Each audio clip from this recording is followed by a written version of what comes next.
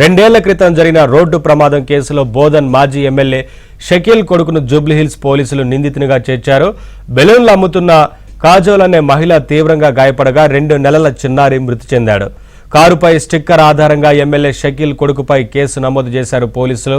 ప్రమాదం జరిగిన వెంటనే 3 వ్యక్తులు పారిపోయారు. సీసీటీవీ ఫుటేజ్ ఆధారంగా కారు ఎవరు నడిపారనే విషయం పోలీసులకు గుర్తించలేకపోయారు.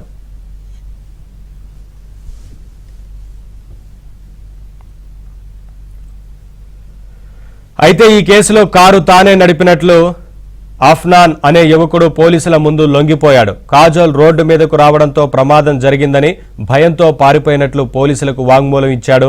ఈ కేసులో అఫ్నాన్ను నిందితునిగా పేర్కొని పోలీసులు అరెస్టు చేశారు. తాజాగా మాజీ ఎమ్మెల్యే షకీల్ కొడుకుపైన అనుమానం వ్యక్తం చేసిన పోలీసులు మరోసారి దర్యాప్తు చేపట్టారు.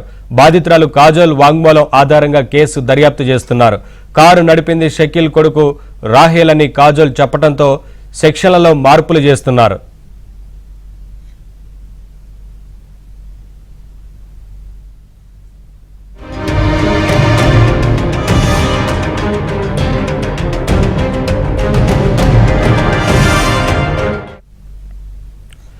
Jubilee Hills hit and run case కీలక మలుపు తిరిగింది. 2 ఏళ్ల క్రితం జరిగిన రోడ్డు ప్రమాదం కేసులో బోధన్ మాజీ ఎమ్మెల్యే షకీల్ కొడుకును జూబ్లీహిల్స్ పోలీసులు నిందితునిగా చేర్చారు. అప్డేట్స్ మా కరెస్పాండెంట్ శశి అడిగి తెలుసుకుందాం. శశి, ఈ కేసు దర్యాప్తుకు సంబంధించి పోలీసు అధికారులు ఏం చెప్తున్నారు, ఏంటి వివరాలు?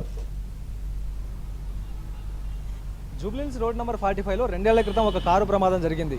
ఈ కారు ప్రమాదంలో బెలూన్లు అమ్ముకుంటున్నటువంటి ఓ మహిళ కాజోల్ చౌహాన్ తీవ్రంగా గాయపడ్డారు. అనంతరం ఆమె కుమారుడు 2 ఏళ్ల కుమారుడు అక్కడికక్కడే మరణించాడు. అయితే ఎప్పుడైతే కారు ప్రమాదానికి కారణమైందో కారులో ఉండేటటువంటి 3 కూడా అక్కడి నుంచి పరారయ్యారు. అనంతరం ఆ గాయాల పాలైనటువంటి కాజోల్ను దగ్గర సమీపంలో ఉండేటటువంటి అపోలో ఆసుపత్రిలో చేర్పించి చికిత్స అందించారు. అనంతరం ఆమెను తిరిగి రాజస్థాన్కి పంపించేశారు. అయితే కుమారుడు చనిపోయాడు. అయితే ఈ ప్రమాదానికి కారణం ఏంటని తెలుసుకునేటటువంటి ప్రయత్నంలో భాగంగా సీసీటీవీ ఫుటేజ్ పరిశీలించేటటువంటి ప్రయత్నం చేసినప్పుడు ఎక్కడా కూడా సీసీటీవీ ఫుటేజ్ అనేది ఎక్కడా కూడా లభించలేదు. దీంతో ఈ ప్రమాదం తానే చేశానంటూ కూడా అఫ్నాన్ అనే యువకుడు లొంగిపోయాడు. ప్రధానంగా ఈ కారు అప్పటి మాజీ ఎమ్మెల్యే బోధన్ ఎమ్మెల్యే షకీల్ కారుగా కూడా పోలీసులు గుర్తించారు. అయితే ఆ కారులో షకీల్ కుమారుడు ఉన్నట్టుగా గతంలోనే విస్తృత ప్రచారం జరిగింది. అయితే ఈ ప్రచారం ఒకవైపు కొనసాగుతున్నటువంటి నేపథ్యంలో కారులో తానే నడిపాను కారు అంటూ కూడా అఫ్నాన్ అనేటటువంటి యువకుడు లొంగిపోయాడు. అయితే ఆ కారులో అఫ్నాన్తో పాటు ఇక బోధన్ ఎమ్మెల్యే షకీల్ కుమారుడు రాహెల్ ఉన్నారు. ఆ తర్వాత మాజ్ అనేటటువంటి యువకుడు కూడా ఉన్నారు. ఈ 3 ఆ కారులో ప్రయాణిస్తున్నట్టుగా తెలుస్తుంది. అయితే ఇటు పోలీసులు ముందుకు వచ్చి తానే కారు ప్రమాదానికి కారణమయ్యాను, ఒక కారు వెళ్తున్నటువంటి సమయంలో ఒక్కసారిగా కాజోల్ చౌహాన్ రోడ్డు మీదకి రావడంతో కారు ఢీకొట్టిందంటూ కూడా ఇటు అఫ్నాన్ స్టేట్మెంట్ ఇవ్వడంతో అతన్ని నిందితుడిగా చేర్చి పోలీసులు అతన్ని అదుపులోకి తీసుకున్నారు. 304 కింద గతంలోనే కేసు నమోదు చేశారు. అయితే ప్రస్తుతం ఈ కేసుకు కీలక మలుపు తిరిగిందంటూ కూడా చెప్పుకోవచ్చు. ఈ కేసులో ప్రస్తుతం షకీల్ కుమారుడు రాహెల్ను కూడా ఇటు జూబ్లీహిల్స్ పోలీసులు చేర్చారు. ప్రధానంగా గతంలో ప్రమాదానికి కారణమైనటువంటి ఈ కారు రాహెల్ నడిపినట్టుగా కూడా పోలీసులు ప్రస్తుతం అనుమానించారు. అందులో భాగంగానే ఇటు ప్రమాదంలో గాయపడినటువంటి కాజోల్తో పాటు అలాగే అఫ్నాన్ కూడా విచారించినప్పుడు స్టేట్మెంట్ రికార్డ్ చేసేటటువంటి ప్రయత్నం చేసినప్పుడు కారు నడిపింది రాహెల్ అంటూ కూడా వారు స్టేట్మెంట్ ఇచ్చారు. దీంతో కేసులో కీలకమైనటువంటి మలుపు చోటు చేసుకుంది. గతంలో నమోదు చేసినటువంటి 304 సెక్షన్ను మార్చి 304 పార్ట్ 2 కింద ప్రస్తుతం కేసును తిరిగి మళ్ళీ రీఓపెన్ చేసి తిరిగి మరోసారి దర్యాప్తు చేసినటువంటి సందర్భంగా ఉంది. 304 పార్ట్ 2 ఒక రకంగా మర్డర్ అంటూ కూడా చెప్పుకోవచ్చు.